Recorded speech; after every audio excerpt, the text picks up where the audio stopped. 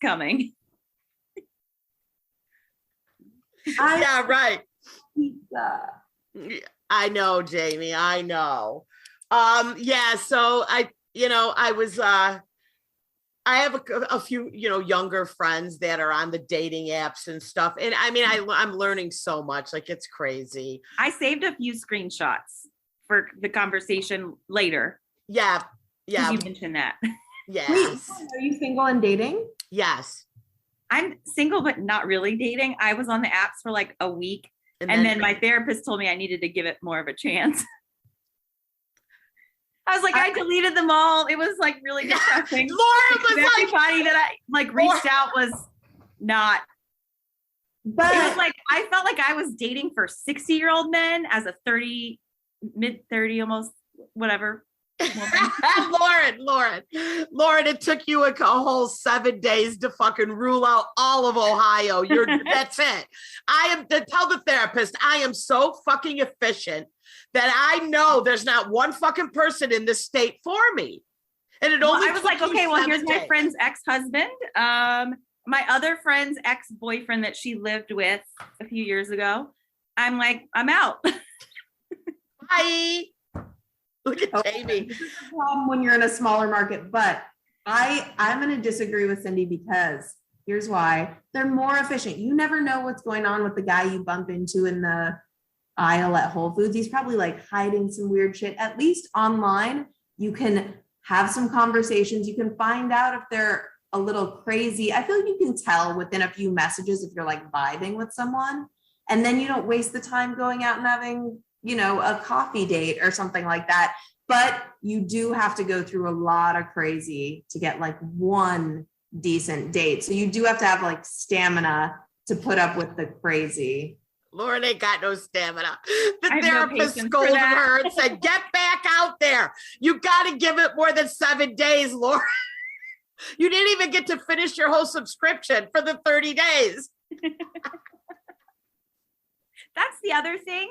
They have like, it's like you can like one person or you can view one person unless you pay for a subscription. So like they're all subscription based. Like I don't want to pay to get nowhere. Like I don't want to pay to get rid of an app in 7 days because you could go to a bar and just like rule them dudes out for free. You know what I mean? And maybe you get a couple free drinks out of it. But Lauren, I mean, Jamie, I'm not in the dating scene by any means. I know only about these apps from being around all these people I know that are on them.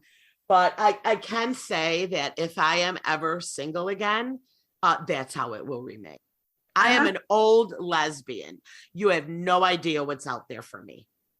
I feel like there's some great prospects out there. Some crazy psychotic comedians. I'm never going to be single. My girlfriend will not leave me. I know I've got her locked in. I'm pretty sure I've got her trapped. But if Instagram is any evidence, she's an angel. Did you see her Valentine's Day present? No, what was it? I got her the candle. The candle. Amazing. That is amazing. Where did you find that? Well, I went to a friend of mine comedy show, and another friend who does comedy makes these candles, and she was selling them like at the merch table at the comedy show. And she's like, Cindy, get over here. I got your spread and lick. And she pulled it out. I was dying. She's like, look, I got your spread and lick candles. So I'm like, let me bring, it was like the day before Val. I'm like, let me bring that from my girl. Let me get her something pretty. So nice. But she was like so serious too. She opened it. She's like, oh, thank you. I'm like, honey, open the candle all the way. Like, she's so sweet. It's just like, I can't. You're surrounded by some pretty amazing ladies in your life. Your daughters are awesome too. Yeah, you did. You met my one kid. All right, so here we go, Jamie. Please, can we talk about your adoptive siblings? How do you say it? Adoptive siblings. Yes. So totally normal, just like any other family. It was just my mom and dad, and they had me. Oh, that's also, of course, my mother. I was very special to her from the time she found out she was pregnant, because a baby is the most perfect gift to get a multimillionaire to marry you. So she married my dad, and 7 months later I was born. So it was, sweet little family. And then also the 4 kids from her first marriage, the 1 from his second marriage. So then me. And then, just like any family, she adopted 6 children from Russia. And then 5 years later, 2 more boys. So, Wait, who was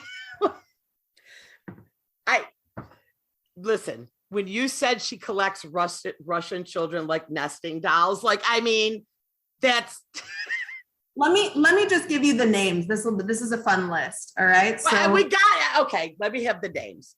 Vasily, Olga, Irina, Svetlana, Tatiana, Maria, Mikhail, and Nikolai. And they all came with those names, or did your mother? Oh, those are Russian names. I watch figure skating and gymnastics, and I recognize all of them. Yeah. In communist Russia, you're only allowed to have one of 20 names. So a lot of that just still bled on to after the Soviet Union fell. How did your mother acquire these? Please. How old were you, number one? So I was 8 years old. When they started coming. So the first 6 are all siblings from one. Basically, my mom met 2 of them, and she was like, I want to adopt these 2 girls. How did your mother find them? Okay, so my mother would go over to Russia obsessively with this group, this charitable group. She always had organizations, causes. Wealthy people they don't just collect things, they also collect people and causes. And my mother was she tried to be a philanthropist, but she was everyone but her own children. Right. It's a very interesting kind of philanthropy. And so she was in Russia, look at me, I'm giving out my husband's money to this and that. And she met these 2 girls, and she gave a big donation to this orphanage. And the head of the orphanage was like, oh, we separate kids by age. So these 2 girls actually have 4 other siblings scattered at other orphanages. And so you can't adopt just 2 daughters. You have to adopt the entire family. They have to stay together. And so she was like, yeah, no big deal. I can absolutely take care of another 6 children. And by take care of, I mean hire other people to take care of. So right. So they all came at once. Those 6 all came at once. It was and to me, I loved it because my siblings were half so much older. Right. And I loved them, but I mean, we had nothing in common. Right. Now you had 6 pretty good playmates. Yeah, it felt like playmates. It felt like I was like, ooh, this is a good time. So how old were they as opposed to your age? What was the? They were there was one that was the exact same age, 2 girls older and the other 4 younger. But so you had a good group of to play with right there. Yeah. It was a blast. Honestly, I was probably the closest with them growing up, but it says a lot about nature versus nurture because we all ended up so different. And then 5 years after that, after they came, my mother adopted 2 more boys. I mean, it's just balls to the wall, mayhem chaos in my childhood home. I can't even describe to you. And speaking in still, they didn't even speak English when they came. So we're just speaking in this, when you're trying to speak half English, half right to the person you're talking to. So it was oh, you want go in Bibipka to store and doing hand motions. It was, whacked out. So your mother brought home the first, the Russian nesting dolls, which she brought all the nesting dolls. They kept coming off the bus. They just kept coming, all the dollies. And you have how many nannies for all these kids now? Okay, so nannies came and went very quickly. Yeah. I mean, Come on. Are you going to walk into that? When I met This is like the Van Trapp family on crack. I was like, I have to pretend to him like I don't have a family for the first at least 5 years because no one's ready to walk into that. So yeah, many women came and went, but there were usually at least 3 at a time. Like hung in there. Just to like wrangle. Right. And of course, my mother was really busy, like going to cocktail parties. Well, she's not going to take care of them.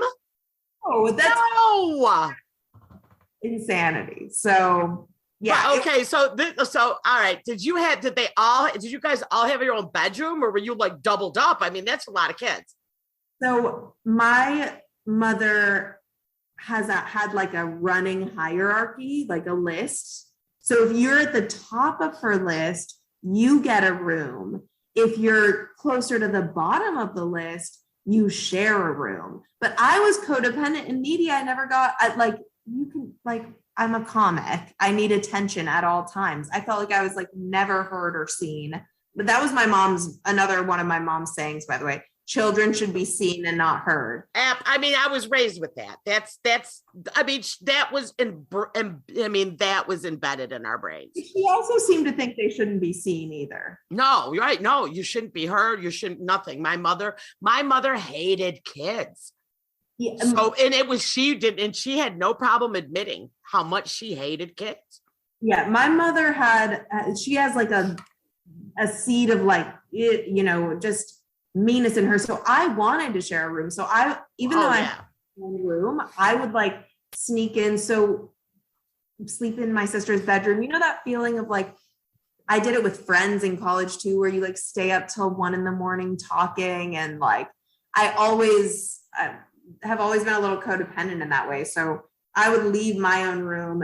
Most people were like doubled up in rooms, right. But I would also go into my sister's room, my younger sister that I was closest with, and just like. And what was her name? Ira for short. Irina. Okay. And do you still talk to them? Where is everybody? So it's, again, the show's nature versus nurture. It's nuts. So like the first 6 had a much like darker background, like really crazy. Like what they went through before they got to the States, right? Yeah, before they got to the States, just like totally abandoned. They were found like several months in like a cabin in the middle of the Russian winter, like brutal. And so all of them are like, that stays with you, I think. And so all of them are like off the deep end, crazy. Unfortunately, like it just stays with you. A lot of them were fetal alcohol syndrome. Oh yeah. I mean, there are so many, this is why when people say, because my husband and I don't have kids, we've had all the infertility stuff. I've talked about that with you before, Cindy, but I'm just a ball of sunshine tonight, by the way. Poor Lauren is like, what is happening?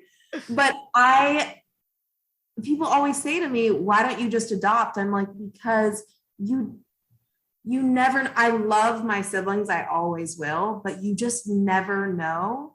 And I mean, thank goodness for the like heroes that do it and actually are attentive and wonderful with their children. But like, yeah, fetal alcohol syndrome, all kinds of issues that you can have, and you can have the best of intentions, but that is some hard shit to overcome.